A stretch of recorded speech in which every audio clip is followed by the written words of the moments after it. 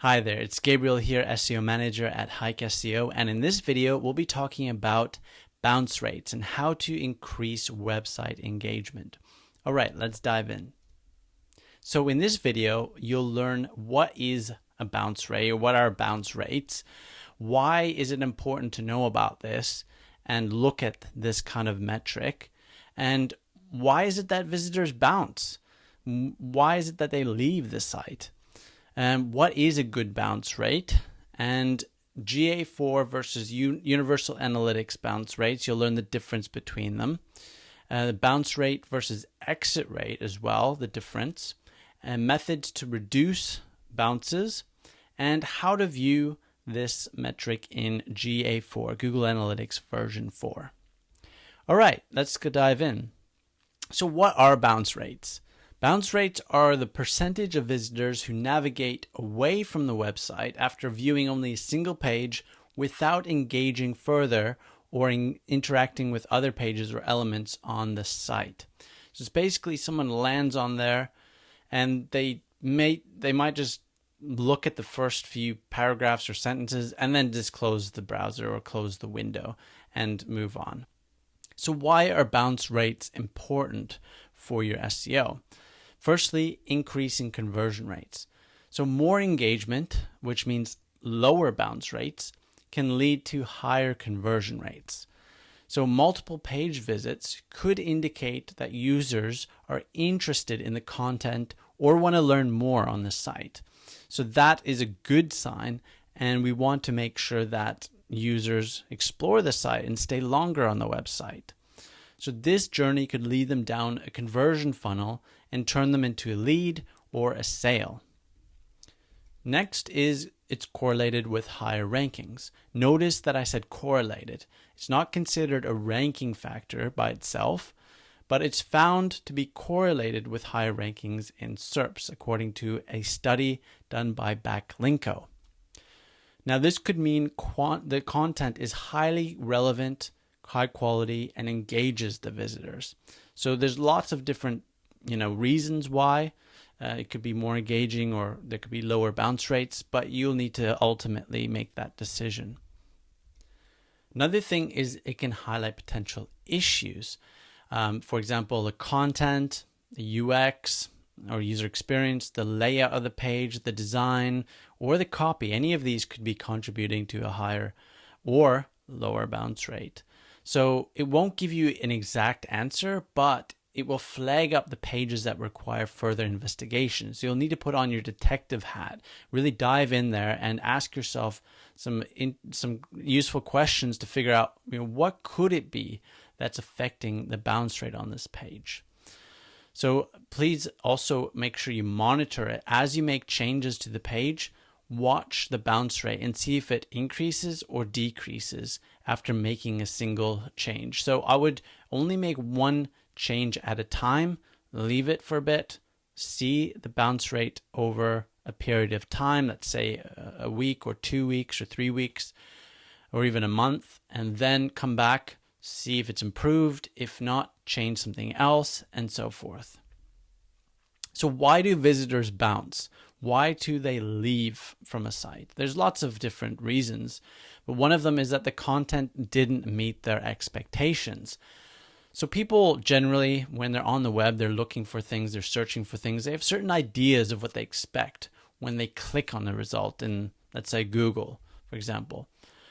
Sometimes the content doesn't meet those requirements. Maybe the site just doesn't give them the answer they're looking for. Maybe it's not in depth enough.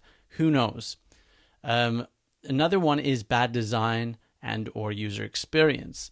And unattractive designs or confusing user experiences make it difficult to interact with the content or website to get the value, or make it difficult to digest the content in a way that's enjoyable for the user. So great design and a very clear user experience makes it much easier to engage with the site and makes it frictionless. Basically, people will just enjoy consuming the content. So here's an example of Yale School of Art's website. And this is nothing against Yale School of Art. I'm just using this as an example of design. It's very, cluttered. It has a lot of elements. It has generally the design here and the user experience is a bit confusing. For example, how the text is, the different colors, all the elements going on there, it's quite overwhelming. And so this might decrease engagement or increase bounce rates on this page. And if the design would be a bit more upgraded, a bit more sleek, a bit more modern, it could help with lowering that bounce rate and increasing engagement. It fulfills users' needs. So this is often a positive thing, but it can still potentially lead to a bounce because sometimes pages or content delivered exactly what the user wanted right away. And within seconds, they get the answer and then they leave. So the page served its purpose, which is a positive thing, but it still resulted in a bounce. So you can avoid positive bounces like this by structuring the page or the content so that it compels users to engage with the site first or stay on it a bit longer before they get the answer. And in that way, you can not result in a bounce and also give people exactly what they're looking for. So for example, in this page, this is a NASA page. Let's say someone in Google is searching for how fast is the speed of light, and this page comes up. They click on it, they go to this page, and within like a few seconds, they get the answer right there with the arrow, and then they leave. That results in a bounce. And that's not a negative thing on the site because they gave the user exactly what they wanted, which is the answer that they were seeking. So what is a good bounce rate? So there's no absolutely good score because it's relevant. It's relative to the industry or the audience that the site is for. So the average bounce rate in general across various industries based on research done by Content Square in 2020 is about 47%. And it can also vary by device. So they found that let's say on desktop, it's 43%, tablet 45%, and mobile 51%. So that's a general kind of benchmark, but it can vary drastically depending on what industry or what audience you're targeting. So it's always important to check your specific industry bounce rate or engagement rate benchmarks. You might want to, ask some of your competitors if they're going to reveal that. I don't think they will, but you can go and do some research a bit more on your industry and what is a good bounce rate there. You can compare it to, let's say, other brands or sites that you own in that same industry. And then you can compare that also across multiple pages on your site. You can look at, okay, what's the average bounce rate on my entire site? And then look at a page and then see how it compares to that average. And that will flag up pages with unusually low relative bounce rates. So that's a good way to do it as well. Now, it's important to monitor bounce rates over time, especially after you make changes on specific pages, because then you can come up with insights to know exactly what lowers your bounce rates. And this can be super valuable for you because it can improve engagement rates on all pages of your site, because you can roll out that change across all the other pages if you found that it improved it on a specific page. So let's talk about bounce rates in Google Analytics version 4 versus the previous version, Universal Analytics. So how bounce rates are measured has actually changed quite a bit since Google moved from UA to GA4. So GA4 uses a more positive approach or a more positive engagement rate metric. And that's rather than looking at the negative factor of people leaving the site, it looks at the positive factor, how many people stay on the site. So what percent stay engaged with the content. So in Universal Analytics, engagement is based on the user interaction, while in GA4, it considers page views, session duration, and triggered events and conversion events. So let's dive in a bit more. So how is it actually measured in GA4? Good question. So when a visitor is flagged as engaged, one of three things actually happens. So the visitor either spends more than 10 seconds on the page, it triggers a conversion event, like they turn into a lead or a sale, or the visitor generates at least 2 page or screen views, or any of the combination of those 3. So that's what's considered as a user or visitor that's engaged.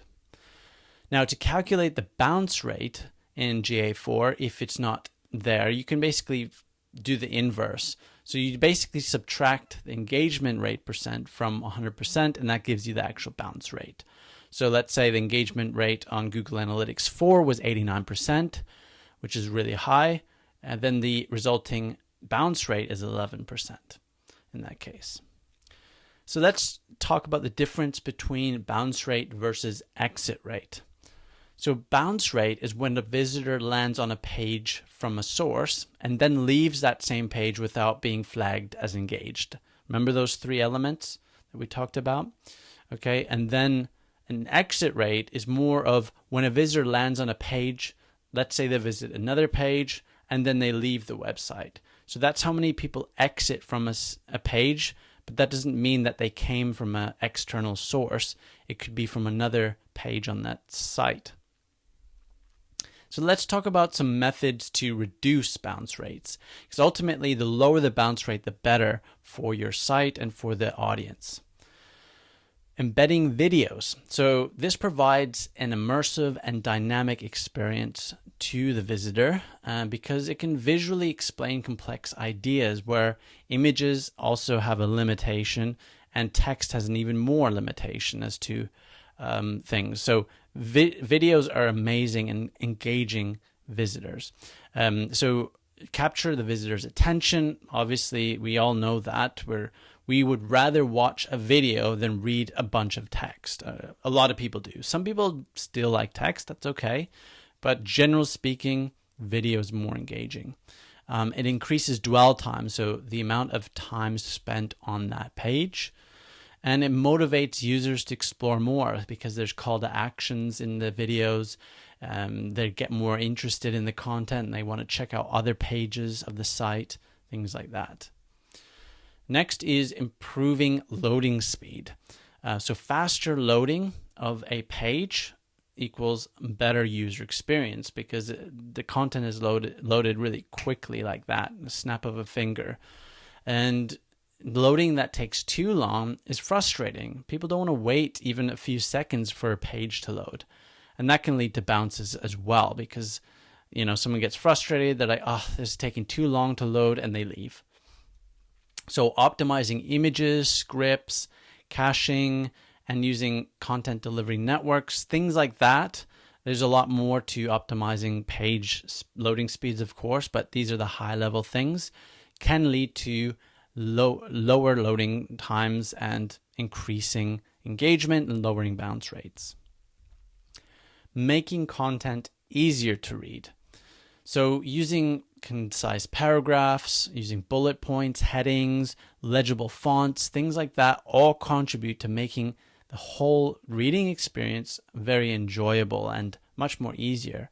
So make content that you write on the site, make it scannable so that you can just scroll down the page quite easily to digest it. It's more inviting and it's just more easy to digest. And you can break down complex info into easily understandable sections. So you can scroll down, they have headings, so you can just like bite size pick away at the content instead of being faced with walls of paragraphs of text. Review heat map data. So using software such as Hotjar.com, which is a very common one, you can basically start collecting data and seeing a heat map form on a page. And that allows you to see exactly where people are interacting most with their cursor or with tapping on a smartphone. This offers insights into user behavior so you can see what aspects of a page that they interact with most or least, so you can improve engagement. So it highlights areas of a website that attract more attention, for example, certain buttons, certain images, certain elements, things like that. Adding internal links.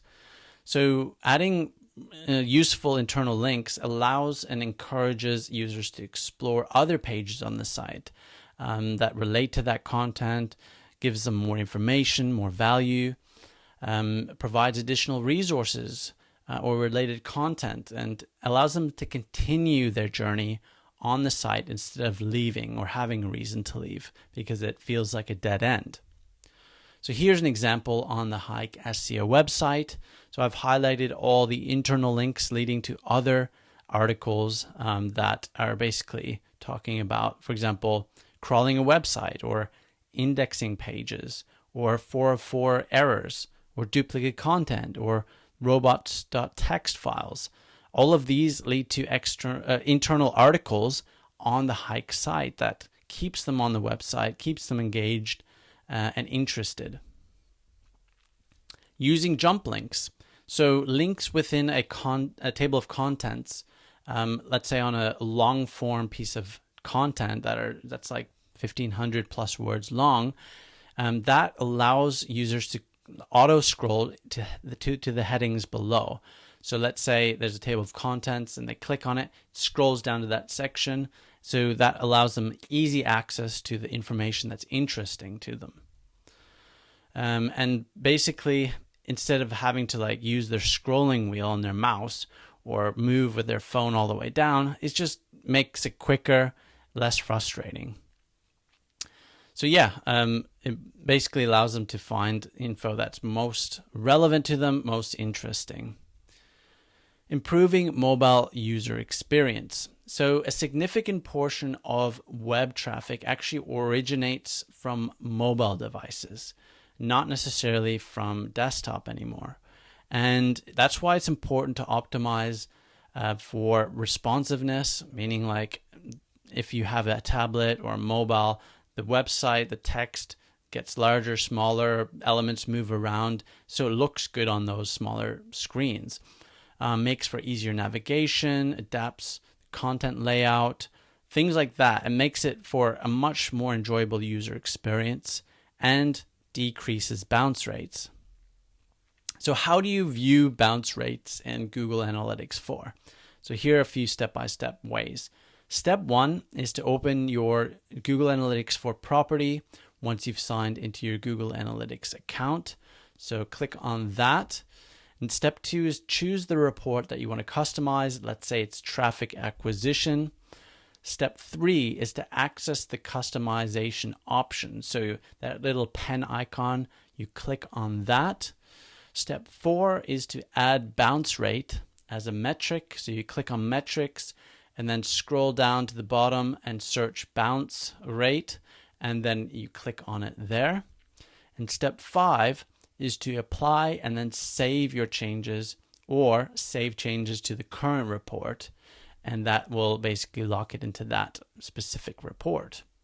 So that's it. Thank you so much for watching this. If you have any questions at all, do let me know.